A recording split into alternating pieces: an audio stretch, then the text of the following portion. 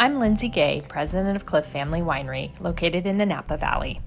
Home is where the heart is, and ours is nestled in the rolling hills of Napa Valley. It's here that Gary Erickson and Kit Crawford, co-creators of Clif Bar, let their love of small batch wine and food grow into a 100-acre organic vineyard, vegetable garden, and fruit orchard. I'm Laura Barrett, the winemaker for Clif Family Winery. In general, I strive to keep my white wines fruit-forward, bright, and food-friendly.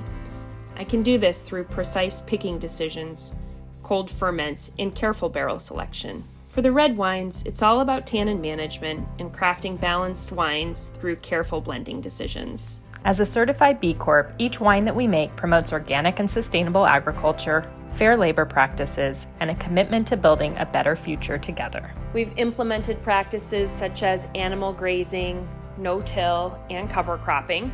We believe that this work in the vineyard creates a better quality wine, and at the same time, it supports our B Corp certified business in maintaining high standards of both social and environmental performance. Clif Family Winery and Farm was born from our desire to nurture delight in every day, spend time savoring and celebrating, and allow us to focus on building and sharing community.